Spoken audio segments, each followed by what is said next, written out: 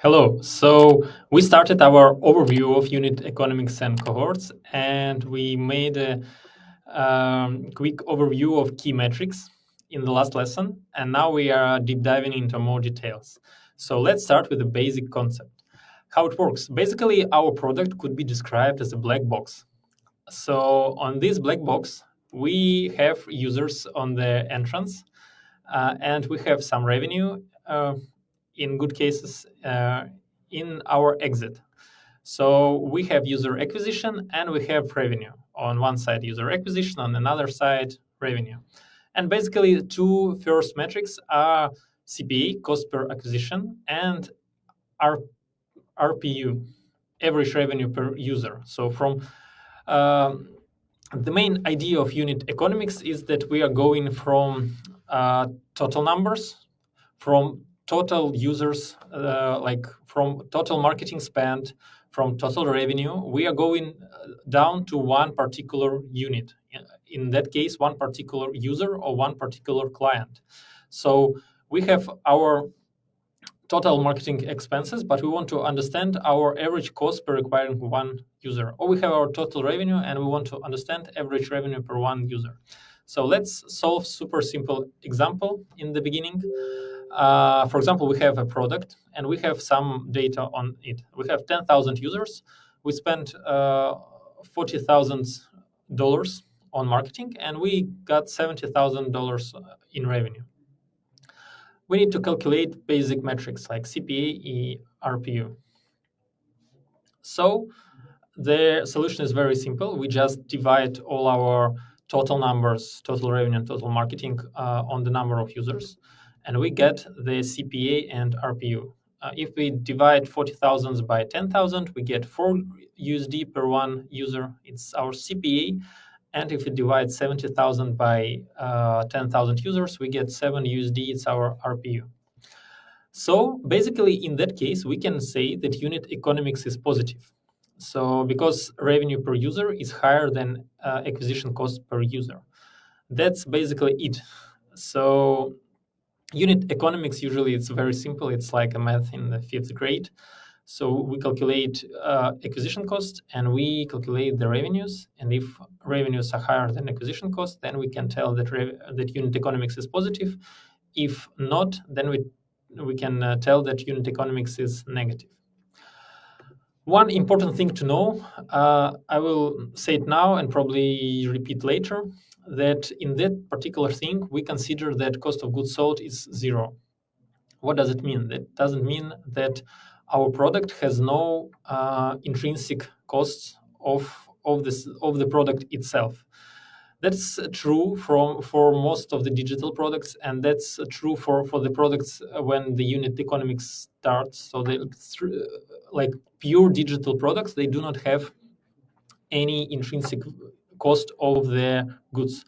So, but that's not true for getting for new blended products, which are partially offline, or hardware products. They have some value of the product itself. For example, if we speak about quick delivery, there is a food cost. If we speak about Oculus gear, then they have the cost of the hardware. So the more correct version of calculating unit economics is not calculating revenue, it's calculating margin. And more correct use of the metrics, it's not saying RPU, it's saying about AMPU, average margin per user. But the thing is that in 90% of cases, you will see only RPU, but the person would use it as a synonym to AMPU. So that's a tricky thing. I hope that you understand what is the tricky thing inside, but the idea is that you will see in all the potential articles, in all the sources, you will see RPU as a metric, but all the people would use basically AMPU, average margin per user. So couple of examples. So if we speak about Spotify subscription, $7 probably RPU would be the same as AMPU, because although Spotify has some license fees, but they not included directly in the subscription. They are dependent on their exact songs that user listens. But basically, subscription itself doesn't have any cost of goods sold. So RPU would be 7, and it would be AMPU as well. So if we speak about Uber ride, which costs like 15 USD, here also revenue would be like 15, but average margin per user would be lower because Uber receives commission from that fee. So basically Uber receives, for example, like 25 or 30% of the price. So it would be like 4.5 USD, and that would be AMPU. Hopefully now it's easier to understand. And let's continue with that knowledge in our head. So throughout the lectures, I would mostly use ARPU as a more widely spread metrics, but you need to understand that in some products, you need to calculate actual margin. Why it's important? Because basically, Uber gets, for example, 4 USD from the trip, and it's have no sense to calculate economics based on 15 USD, because from that 15, 11 goes to the driver, and if we spend on the acquisition, for example, 10, okay, 15 is higher than 10, but we understand that our economics is negative because we actually earned 4 only and spent 10, so our economics is negative. So just use the common sense and understand what should be calculated in the unit economics. Let's go further. Conversion. Conversion is another important metric. It's a step from users to buyers. And basically, as I told earlier, the closer you are to the money, the more important is the metric. So, of course, it's most important to calculate metrics for your buyers, for your customers. So C1 is conversion to first purchase. It's the share of buyers in all users. And why we talk especially about first purchase, because it's the hardest one to get. So once you have the first purchase, the second one, the third one, and the following, if your product is good, they are much easier to get and they are much cheaper to get. So that's why all products are focused on getting the first purchase. And then the next problem to solve is to get as many repeated purchases as it possible. And with conversion, we can get the following key metrics: acquisition cost, customer acquisition cost, CAC, CAC, and RPPU. So it's average revenue per paying user. Sometimes you can see RPC, average revenue per customer, but I don't know, for some reason, most widely spread is RPPU metric, but basically they are the same. This could be calculated by dividing user metrics by conversion. In few words, it could be explained as, for example, to get one buyer. So if your conversion from user to buyer is 1%, it literally means that one user from your 100 users would become a customer. So to get one customer, you need 100 users. So basically, the acquisition cost would be 100 times higher than cost of acquiring one user. That's what literally we can receive, dividing cost per user by conversion. And vice versa, multiplying our acquisition cost for customer by conversion, we would calculate the acquisition cost for one user. The same applies for average revenue per paying user. Let's solve one example to understand how this metrics works. So let's imagine that we have 10,000 users with conversion rate to buyers as 2%, and we have metrics. Customer acquisition cost is 30 USD, and average revenue per paying user is 70 USD. So we need to calculate our growth metrics, revenue and marketing. So total revenue and total marketing. How this could be done? Very easily. First of all, we need to calculate our number of buyers.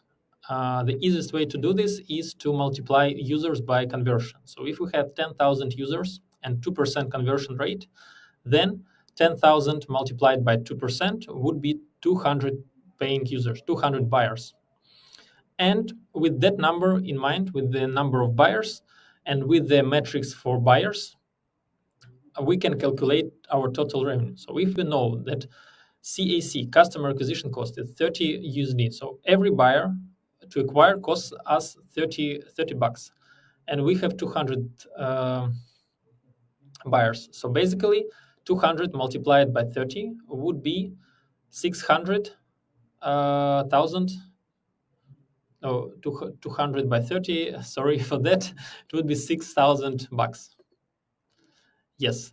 So the same with the revenue. So we multiply RPPU on our buyers, and 70 multiplied by 200 would be 14,000 USD. Basically, we can see there that the first step, we need to calculate buyers, and then using buyers, we can calculate our revenue figures. So basically, we can see from the beginning that unit economics here is positive because RPPU is higher than CAC. That means that we earn from one customer more than we spent on it. But here we can see on the total numbers that revenue itself is higher than marketing.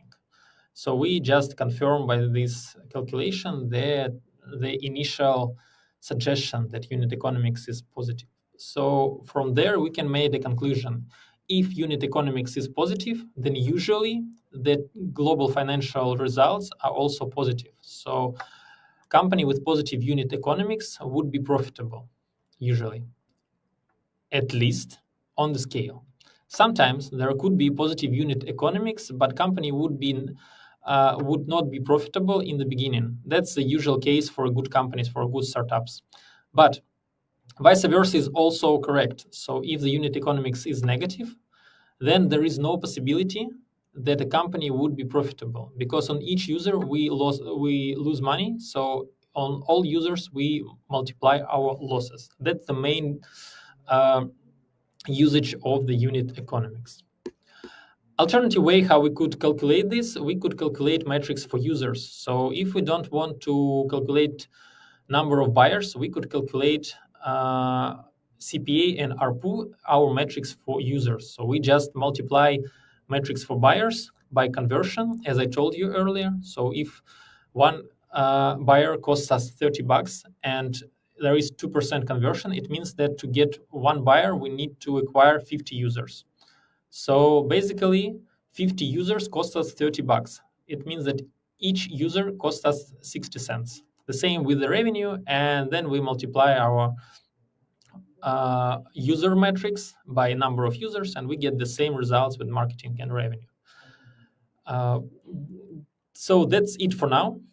I hope that you understand better how their metrics work, why do we need them, and how to get from user metrics to customer metrics, and from customer metrics to user metrics back through conversion. We continue in the next lessons. We will make more tasks on the conversion and other use cases. Stay tuned.